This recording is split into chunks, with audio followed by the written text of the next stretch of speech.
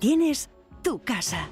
Te damos la bienvenida a la Universidad de Valladolid, el lugar que estabas buscando para crecer como persona y como profesional, para innovar sin renunciar a la excelencia, para poner los cimientos de tu futuro y superarte cada día en busca de tu mejor versión.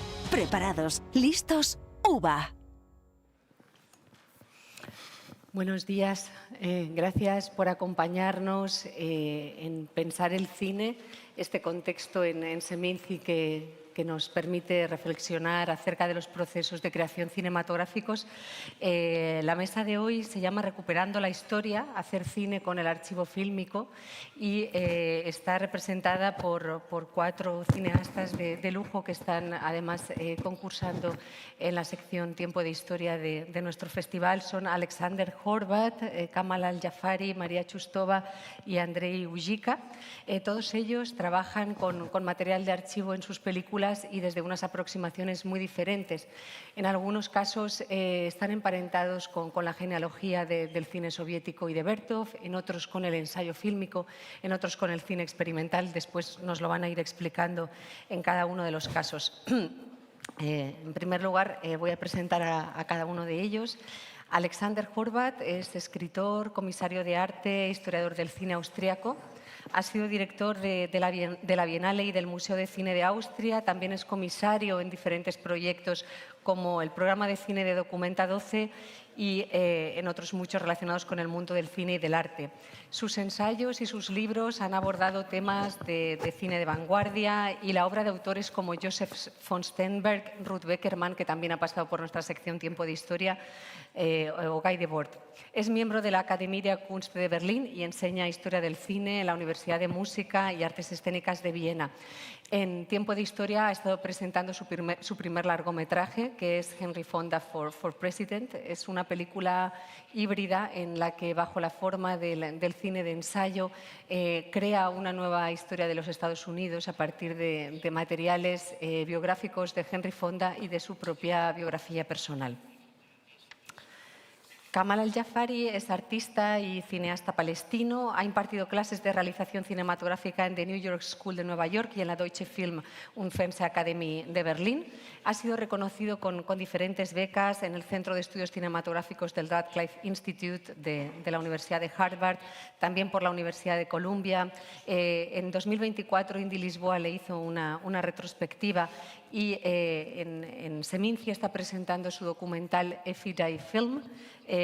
Lo que hace es recuperar materiales perdidos del Beirut Palestine Research Center para crear una historia nueva, podríamos decir, a partir de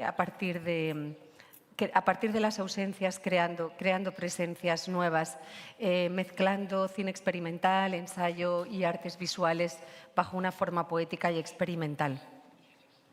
María Chustova fue corresponsal de la BBC y también asesora para el Festival Internacional de Cine de Rotterdam. En 2013 creó con Sergei Loznitsa la productora Atoms and Void, con la cual en 2014 empezaron a presentar Maidán, las crónicas de la revolución ucraniana. A partir de ese momento, sus películas The Event and The Trial, State Funeral, The Kiev Trial, han sido presentadas en Venecia y Baby Yard Context de 2021 se presentó en Cannes, al igual que The Invasion, que es la película que ha sido presentada aquí en Seminci. Es una película que, como después nos explicará María, si bien no hace uso de material de archivo directamente, sí que Sergei lo enfrenta de la misma manera que cuando ha trabajado con material de archivo en sus películas.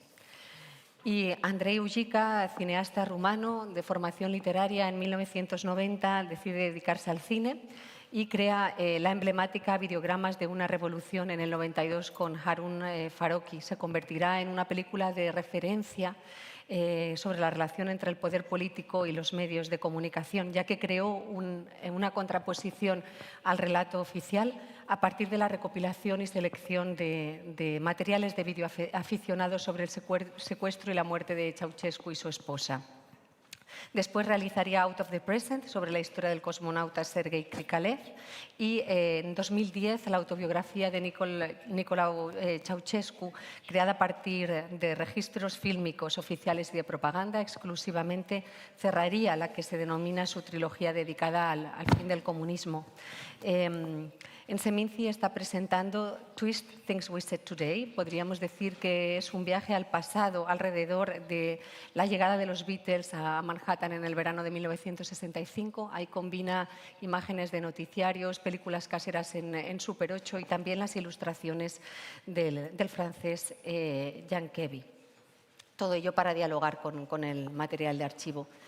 Muchísimas gracias por estar hoy aquí. Es una mesa de lujo, como les decía, se nos va a quedar corta, pero esperemos que sea el punto de partida para seguir reflexionando sobre el tema. Vamos a comenzar con María. Yo voy a hacer una pregunta bastante general para que cada uno explique cómo enfrenta el material de archivo en su trabajo. Empezará hablando María, que lamentablemente nos tiene que dejar en un ratito. Si bien empezaré con una reflexión, si bien el cine documental hace ya un siglo, Grierson lo definió como el tratamiento creativo de la realidad, ha sido malentendido durante mucho tiempo y se le ha relegado muchas veces para etiquetar un tipo de cine testimonial o informativo. Hoy en día, que estamos rodeados todo el rato de imágenes en esta era de la posverdad, con imágenes circulando, donde hay información de todo tipo, está claro que el cine de no ficción, por no limitarnos a la etiqueta de cine documental, tiene otros retos que enfrentar y tiene otros focos. Entonces, me gustaría saber qué función tiene para cada uno de vosotros el hecho de trabajar con material de archivo y cómo os enfrentáis a ese material. Y en el caso de María, como productora, ¿cuál es la diferencia para ti de trabajar con un material convencional, entre comillas, y con material de archivo? Muchas gracias. I wish I could switch to Spanish, but I can't. I need a few more days here, probably, in Valladolid to perfect my Spanish. Okay, so first of all, talking about archive, and I think it would be fantastic to define what archive, visual archive, really is. And I hope that the gentleman here will be able to do it in a much better way than I do. But my impression and my attitude, and this is how I was trained by my master, Sergei Loznitsa, is basically anything that is captured on camera, the instant you capture it, instantly becomes archive. And then, of course, we can classify and describe and define something that was shot, I don't know, 100 years ago or 5 seconds ago. But in general, anything, the material that a director, an editor works with, anything that's captured on camera is archive. So this is number one, I think, the premise, because you just said, for years it's been kind of relegated to some. No, I don't think this is the correct. The attitude is that it's the material, it's the visual material, the artist, the director, the editor work with to create a work of art, a work of cinema.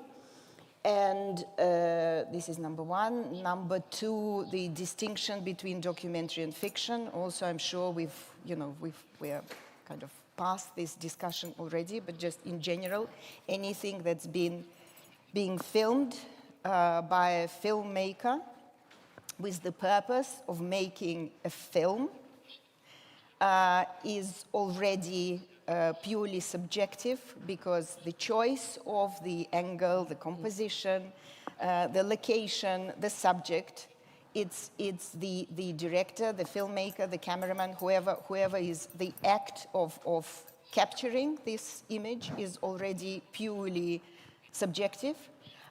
So then the distinction between documentary image and a fiction image, it's more kind of in an ethical sphere, perhaps, than in the aesthetical, because there are certain images that, of course, we cannot shoot in a documentary way. I mean, killing a person, shooting it for artistic purposes is probably not, like, immoral, etc.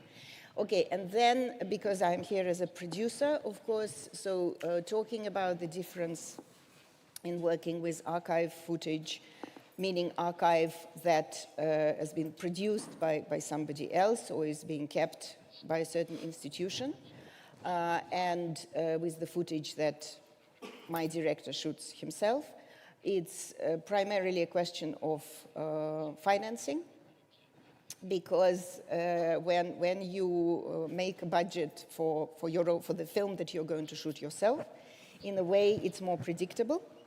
But when you're working with archive footage, and when you have to deal with various archives, as all these gentlemen here also will confirm, sometimes it's really more about negotiation and being able to obtain the footage. Sometimes it's about money, sometimes it's also about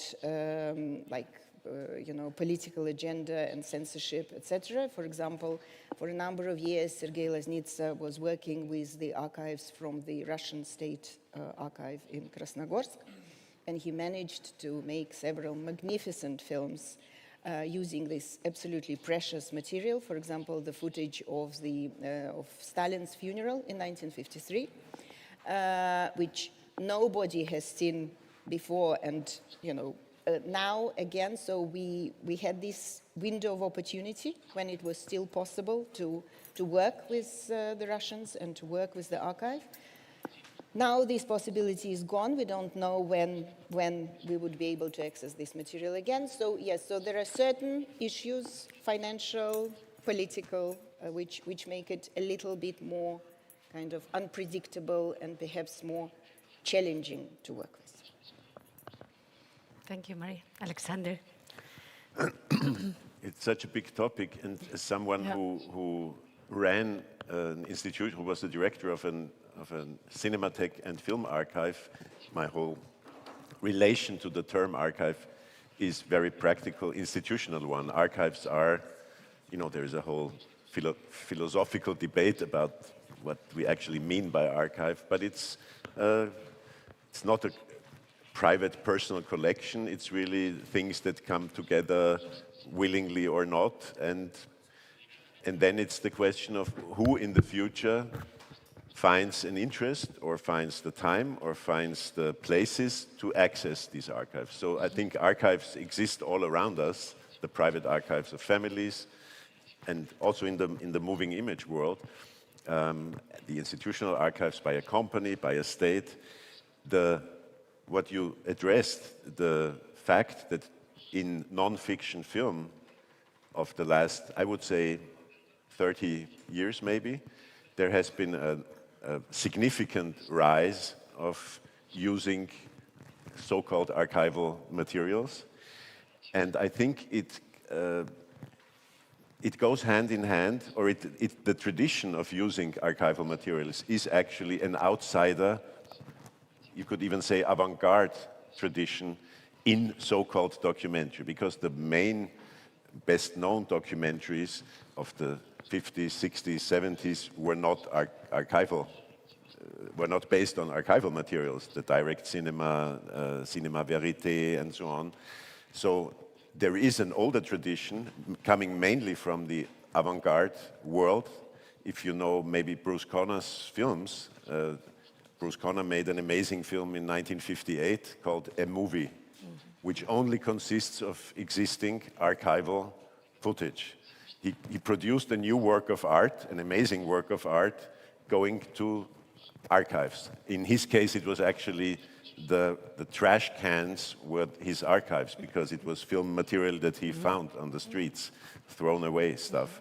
And so even before that, but much more even after, there was and is a very important tradition of so-called found footage filmmaking in experimental forms. And also that side of documentary cinema that not only but that is generally called the essay film, is also the line in documentary where working with archival material has been prominent.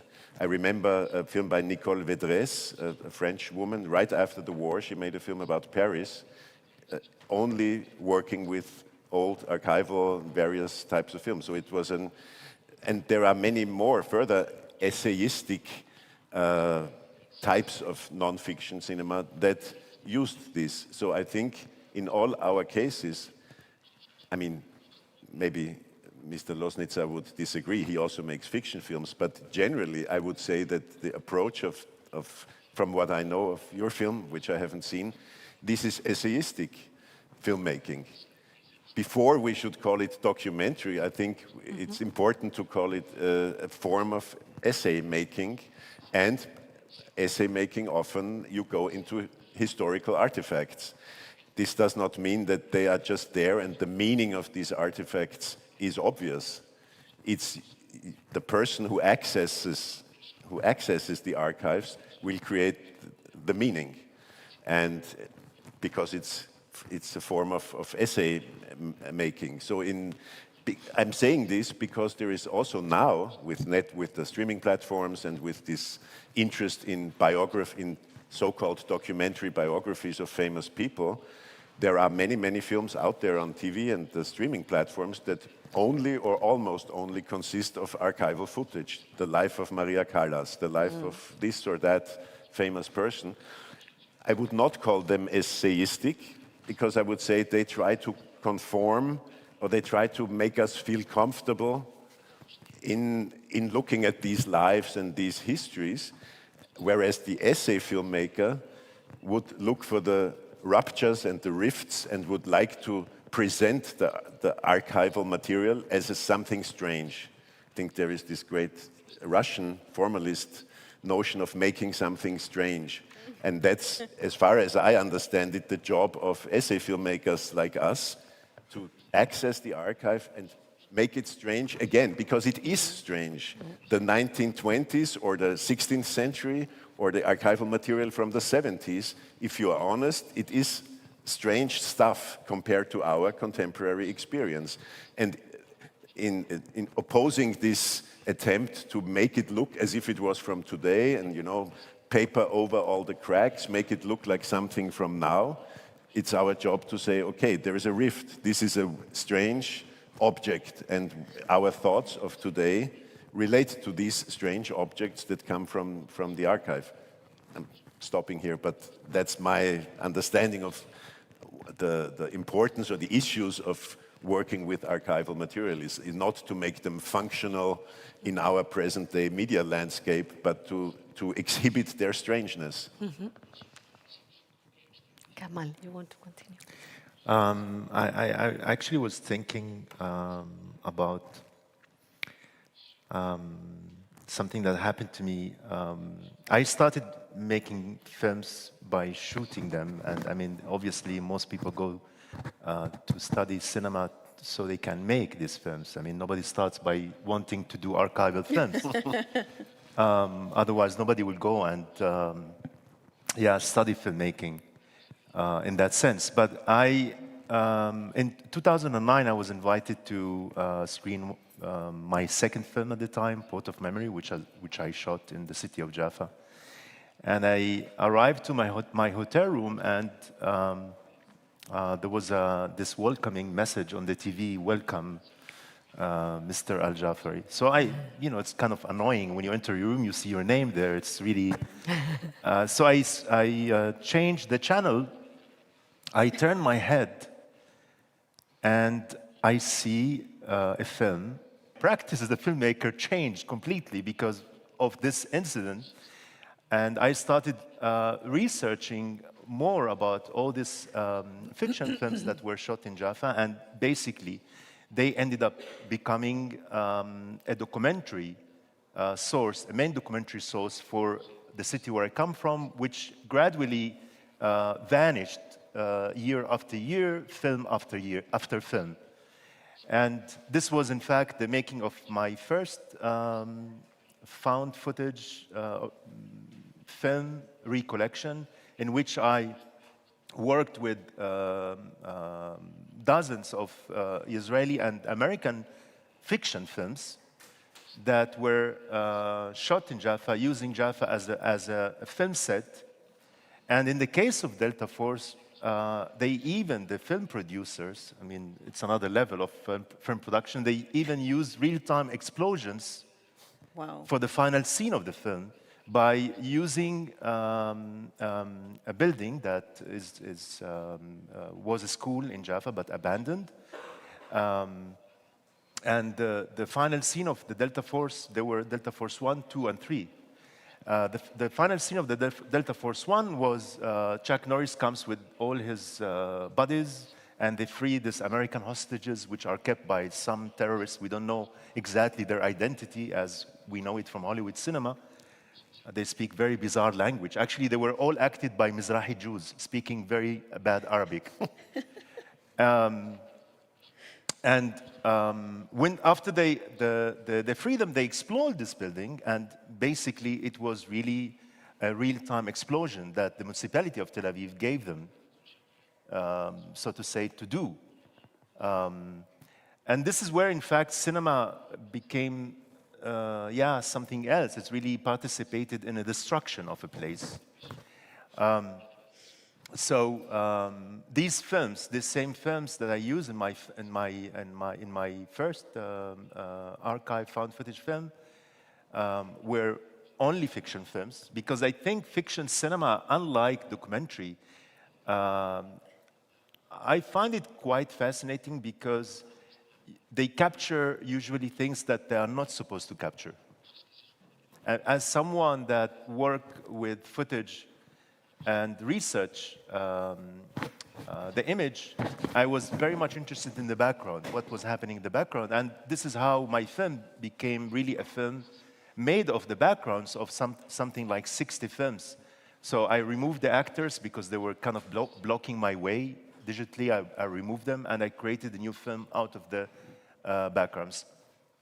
So it was all ironical, because these same films, which wanted actually, for the second time, uproot the Palestinians from fiction. First, they were uprooted in reality, and then second time in fiction, because in these films, the Palestinians did not exist. They were not people. So really, this is where cinema, for me, took another turn. And I could do this. Romania took place, and in this form, in which the national TV studio was occupied by revolutionaries, and then they started a live broadcast screen for 72 hours. And so I understood that from a historiographical point of view, we achieved a moment in which the film of history in the authentic recording, it's complete. Before we had some moments, the coronation of this emperor or this king, a defeat or a battle in this war and this war, but now it was a continuity, and the revolution in Romania also bring this about this, or you can make, which when it's more personally, it's an essay, and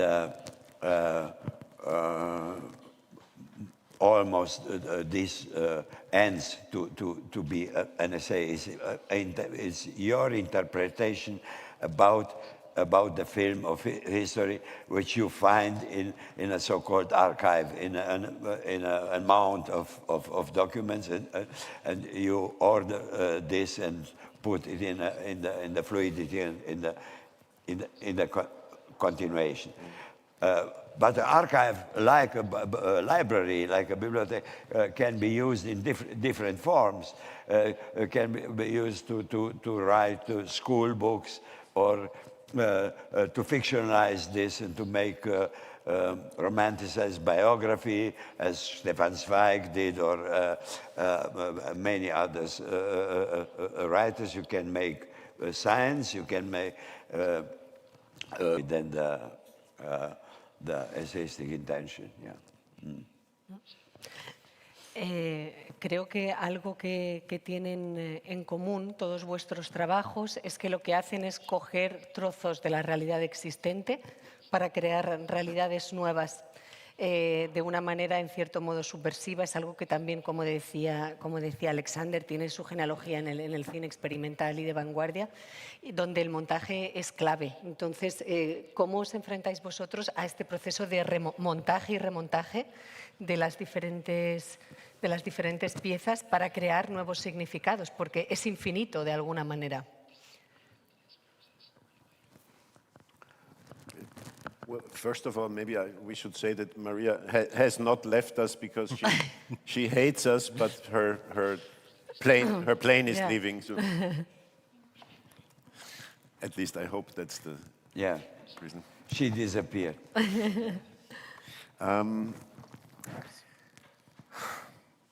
It's hard to talk about this in a general way because each of us has their own methods.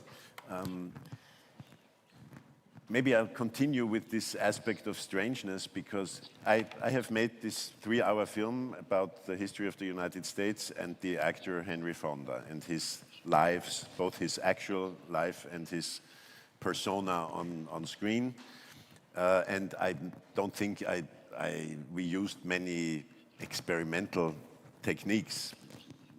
I don't think that you could say that, but the sheer fact that you treat a scene from a Hollywood classic, you treat it in a way that it is continued by not strange or strange. The point I'm referring to is the scene. There is a moment, and I have to go a little bit into this. There is a moment in Henry Fonda's biography when he was 14 years old, where he witnessed a lynching. A black migrant worker in Fonda's hometown, Omaha, was taken out of the prison by a mob, hanged, shot. The dead body was shot at, and then the dead body was burned. And it was called the Omaha riots by the papers, but it actually was a case of mob justice. And Fonda and his father watched this, and Fonda's father took Fonda to see what humans are capable of. And he kept speaking about this experience in interviews, and so it was an important thing for him. So I did a lot of research to find out the details of this case in September 1919, this lynch mob and what they did. I found the exact squares of where the streets intersect, where they hung the dead body and where they burned that man's body. And I knew that there were documents, photographic documents. So maybe in more conventional films or television works that deal with history, you will often see a historical photo, used full frame.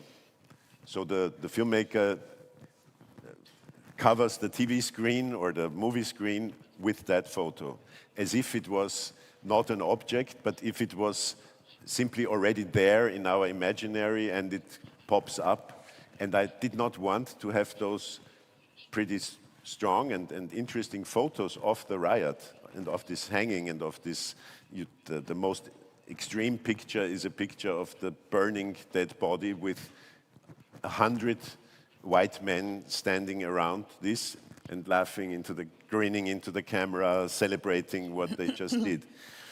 So we went to the archive called History Nebraska. It's the official archive of the state of Nebraska, and we managed to talk to them. And I wanted to film. I know this is it's a trivial example. I'm not trying to make it bigger than it is, but for me it was important. The curator of the photographic collection of this archive, I wanted her. She had pink or lilac gloves, because curators today, they don't touch the photographs directly. I wanted her to go through these photographs. So and we filmed that. So the way it appears in our film now is not, I speak about, Fonda and my voice speak about this event, and then you would see the full frame photos. What we actually see is there is no voice. We speak about it before and after, but then there is a minute or so of a hand with a pink glove going through these photos, and we see what's on the photos, but we also see that these are objects in a case that is kept by people today, and it's the act of accessing something. Yeah.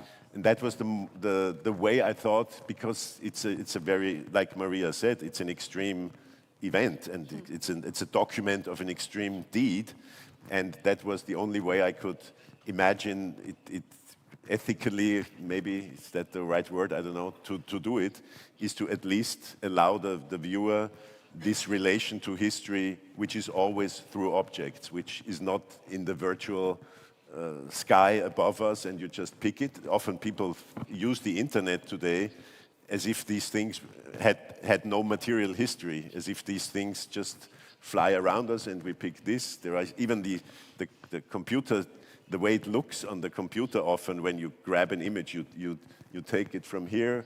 It's like Tom Cruise in Minority Report. All the images are there, and you put them together, and you have a new series of images. That's not how I understand cultural history. It's always manifested in material objects, and I would even call a digital file of today a material object. And it makes sense for me to offer an audience that understanding that we deal with these things in that way, and that it's a construction. It's construction, it's reconstruction, it's my reconstruction and not yours. So these forms of openness, I think, is what one should strive for, even if one generally makes a more conventional film maybe than Kamal does or so. Kamal. I mean, in general, the whole process of making a found footage or archival film starts by collecting. And maybe any film is all about connecting. Any work of art is about collecting, and collecting is something very personal. And finally, even if we make a film that the subject matter is not autobiographical in the direct sense, the good films are films that are autobiographical. Yes. And they talk about us as human beings, our perspective on things, and that's why we end up looking at a subject and choosing a subject, because it is something that is touching us. There's something that, we try to, through the work of art or images, we try to express ourselves, to exist, finally. And in my case, I reached a point since the first one I made with found footage recollection in 2015, I made several films. And when I started, I thought, okay, this is one-time project. And I have been really stuck there since almost 1 decade, because I found myself, or these subjects, they find me in a way. I mean, the second one that I made was a film about after the passing of my father. By chance, I found a box full of VHS tapes that my father kept. And then my sister jokingly tells me, you should have a look, maybe you can make a film with these tapes. And I started looking, and this was material that of surveillance camera that my father installed to find out who was braking his car. And I spent almost 3 months watching fast-forward films. Everybody from my friends thought that I'm crazy. And I ended up making this film that was basically about just one corner of the street and the people that passed by, and I became a kind of investigator. Because through the work of the material, I was trying to find out who is the person that came and broke the window, because this was the purpose of the shooting of this material. And this is where, in fact, I realize as well, it's all a process. Every time you touch a subject, you are learning something. This is what is exciting about making art, making film. So I realized, oh, actually, I'm an investigator. I'm a detective. And I enjoyed that so much, to investigate, to research, and to somehow find not the truth, because truth is really something so undefined in a way, but to find what interests me in this image, in this material, what talks to me. So in the last project that I'm presenting here, Fidei Film, which is dealing with, in fact, the premise is the looting of Palestinian archives during the Israeli invasion of Beirut in 1982, which now, I mentioned that, and it sounds totally crazy that we are going through the same thing, another war and another war. So the work with the images really made me deeply understand, actually, what was the whole purpose of image making, of photography.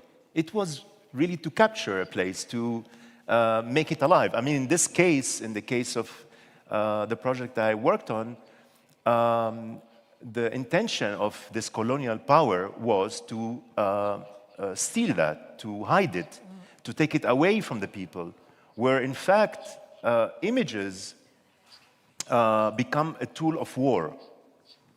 So I start with a process which basically was trying to find the traces, some of what was taken away.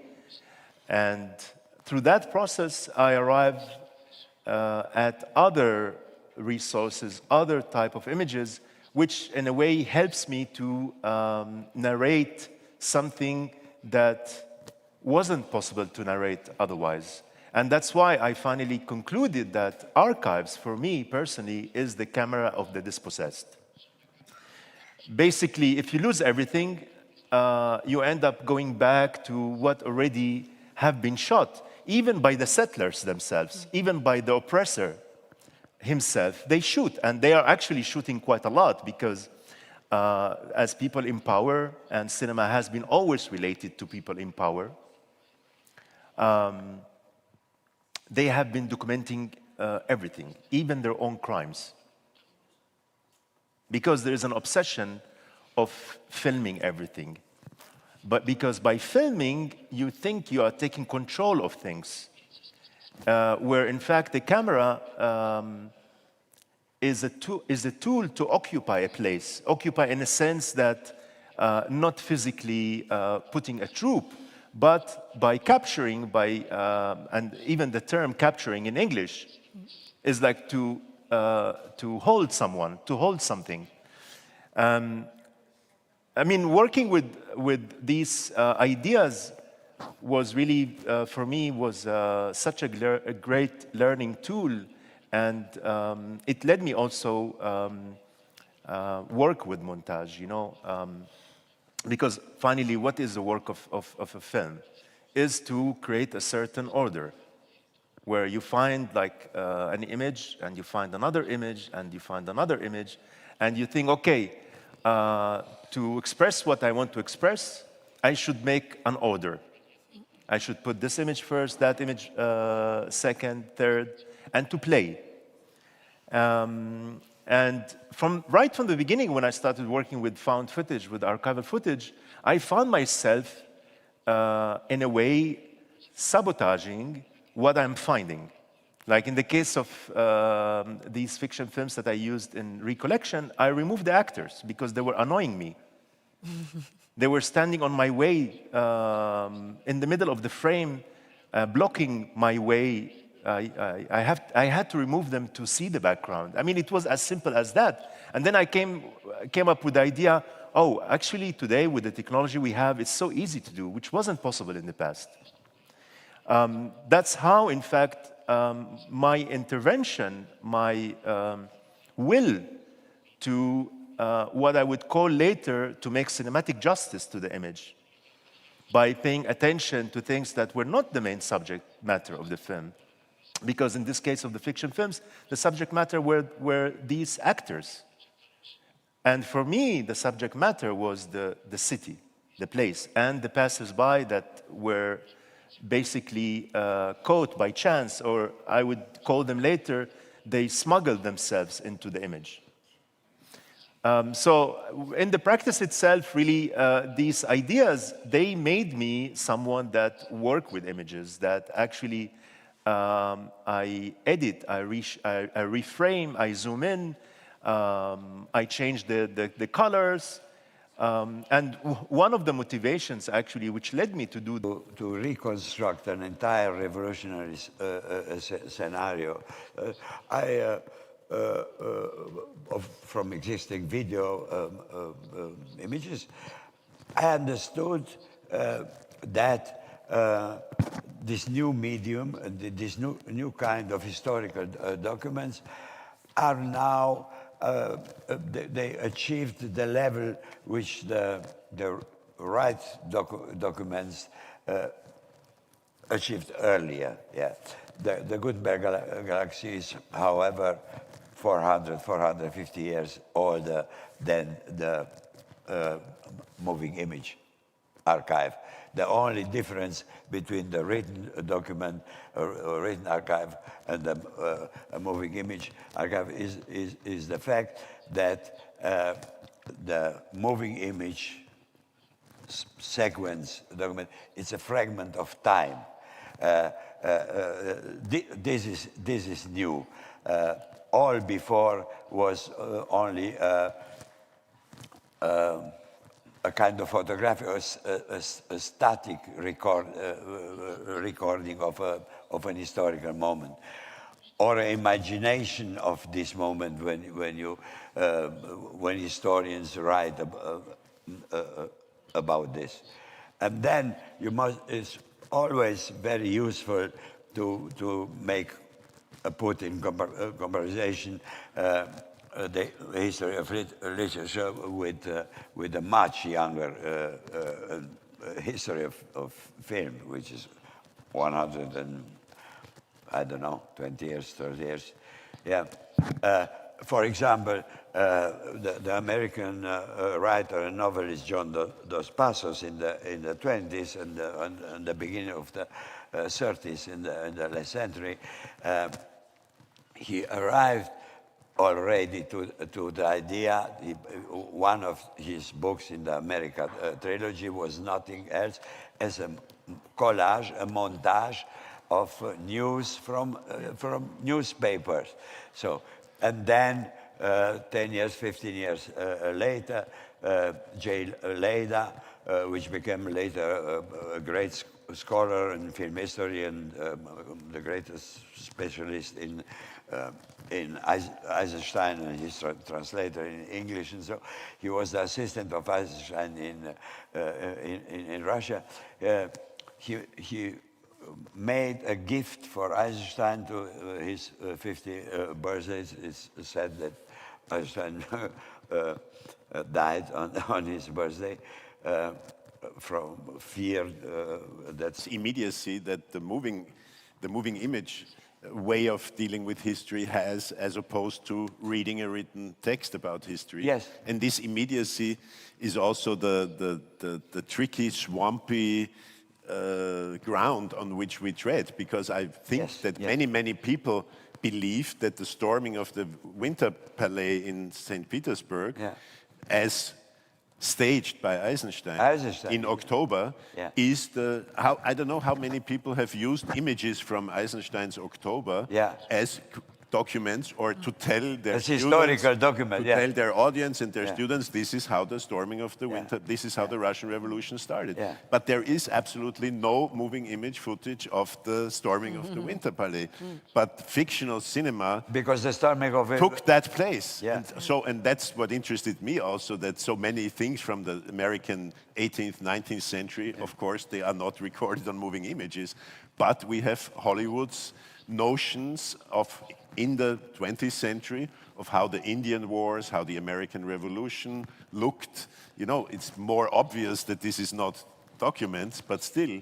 for Americans of the 20th century, their understanding of the previous centuries was highly impregnated by these staged moments of American history. So it's the borders between these are never so clear as in scholarly discourse we tend to say or think. You know, these in people's minds, in audiences' dream lives, these things go together and create strange mutations and impure mixes of not erase the actors like you did, but his text, the way he connects them, what he says about them, leads us suddenly to look beyond George Clooney and who else, to look at how this house by Frank Lloyd Wright is presented in this film, and how this corner that does no longer exist, whole neighborhoods, parts of Los Angeles were erased in the time in between.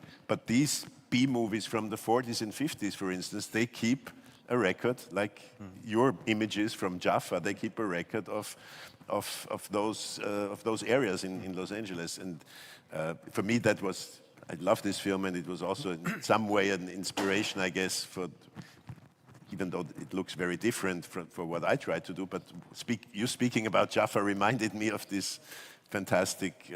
Yeah, when I started working on my project, everybody was saying, you should watch this film, you should watch this film. And this is something about what you were saying about, in fact, I think it's in a way important to mention, we are not inventing anything new. Yes. I mean, when you start working, when you start making films, you realize actually there has been so many people before us who have already made really great films. As you were saying that everything we are talking about was already made in writing, in literature. Sure. But we still make things. And I think this is really something very important to comprehend, because through our creation, our self-expression, we participate in this human experience. We continue the dialogue of what in the Godarian sense of the shot and the contra shot.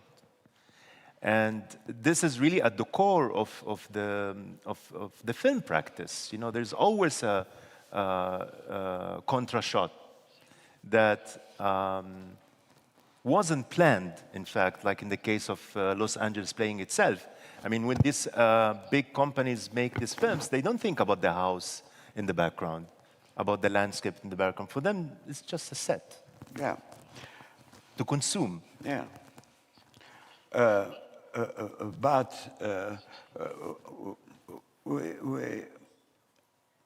we are dealing today with another difference. Yeah. For sure, the classical film or the first century of the film was also here as the theater before, or for example, to visualize for us or the history, to see Napoleon, to see the traitor and the death of Caesar, and the conquering of Rome, and all these things. What theater does also for centuries before, and biographies and books with the film. It's not always true. Okay, but the difference is from now, from today on. We are living in a complete cloud of images. Anonymity and intimity disappeared. I thought yesterday evening this joke, for example, a novel or a story like The Talented Mr. Ripley is completely impossible today. You cannot kill 5 persons and to change a little bit your identity, and nobody knows this. No, because your image is on the bank automat and the surveillance camera and the park lot and everywhere. also probably our images now, from now, they are somewhere in the cloud. That means that from now on, in the future, each historian or essayist or filmmaker or artist, he can choose if he make a film about new events by shooting new pictures or by using only existing pictures from the cloud.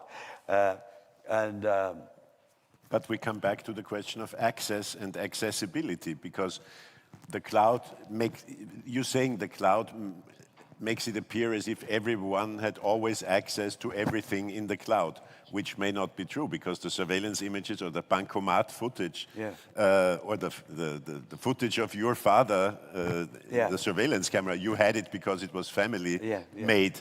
But other images of us doing various things in the everyday world belong to someone. They may belong to a bank or to a state or to an archive. So in some way we return to the question of what are archives and what kinds of access do they give to which kinds of people? You know, and I totally agree with you, but that won't go away. The question won't go away, and the idealization of the internet, or the notion that everything is accessible all the time, is not true, I believe, even though most of us behave like that and live our online lives as if that was the case. But it's not. No. And here we arrive, but I think we must finish here. Here arrives on a new door which opens before us, and which will complicate a lot the things. Also, the cloud is the AI, which can work and utilize this cloud in a way which is controllable by some algorithms and so, but it's not completely under our control. And then the mix between reality and documented authentic moment and artificial one, this will be very difficult to this opens enormous chances for creativity, but also enormous chances for manipulation, for bad using on all this. This is before you and before us, stay before.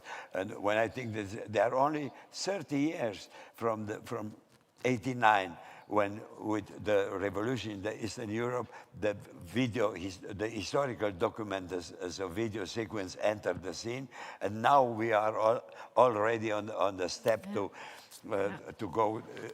It's this is another galaxy, the Gutenberg one. The AI. Let's say that this is a new galaxy. The Lumiere galaxy came in between, but now we're. The Lumiere galaxy belongs in great part to the Gutenberg. The really new galaxy will start now, and then we have no idea what.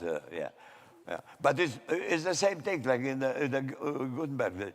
They produced the greatest masterworks of humanity and the greatest... And the biggest piles of shit that were ever written. And crimes and instigation and all this, okay. If you agree, si estáis de acuerdo, preguntamos al público si tiene alguna pregunta.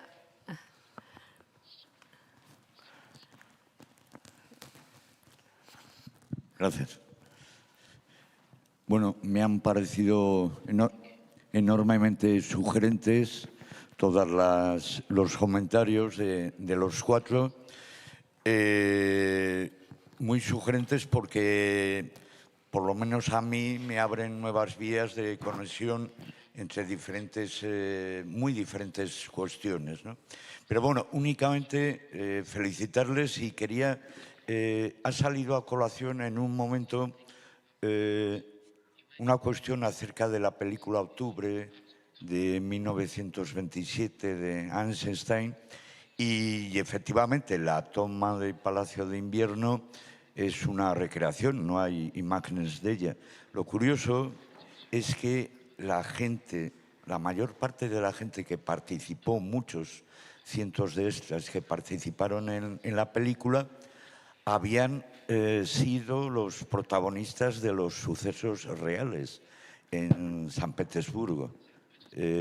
Y bueno, es una cuestión como otras que me llama la atención, ¿no? Que personas que estuvieron 10 años antes presentes, actuando, eran los mismos que luego actuaron como extras en la película de octubre. Simplemente eso y enhorabuena. Muchas gracias. If I may, I think it's a term that was very important for my film, and it's something that is not, usually we call reenactments if private people meet on a field in England to restage the battle of whatever, Cromwell or something like that. But most of the ways, especially I would say in the Anglo-American world, those actual in the case of our film, for instance, the gunfight at the OK Corral in Tombstone, every day, twice a day, you can see how Wyatt Earp and Doc Holliday and the Clantons shoot at each other, and many of them die. So this is reenacted, but also there are museums, especially in the United States, where history is not so much taught or given to you via information, but via reenactments of various forms. So your example is a great example of how cinema, 10 years after the fact, reenacted a historical moment, and it has the added quality or the aura. It's really something of an aura that I did not know this, but if a majority of the extras and of the people who appear on screen in Eisenstein's film were people who 10 years earlier actually did storm the Winter Palace, of course it gives it another measure of authenticity, and that you can see that even in celebrations of veterans. If a war is being, if let's say the Korean or Vietnam War gatherings today in America, I'm always picking American examples, but if among those people who come together to create memories or to exchange memories of that war, if there is someone among them who actually flew a plane in Korea or in Vietnam, this person immediately gains a special aura. He's like the proof or the witness, and he's loaded with a kind of truth. You spoke very correctly about truth, but truth is being produced all the time. And in reenactments, these are forms of producing a truth for the audience. And that's what happened with Eisenstein, and that continues to happen everywhere where people come together to reenact histories. But here we must say that the majority of the historical narrative with which we grow up, they are new creation of the imagination. For example, this reenactment, the assault of the Winter Palace never place.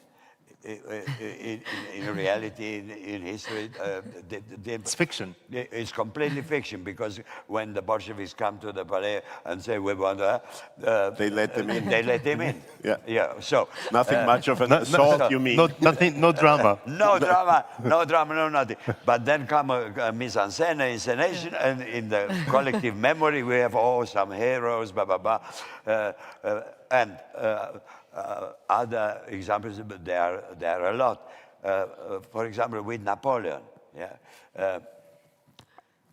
it's enough to read, when you read a German biography of Napoleon, a French one, a Polish one, and a Russian one, you have the impression you are dealing with 4 different persons. And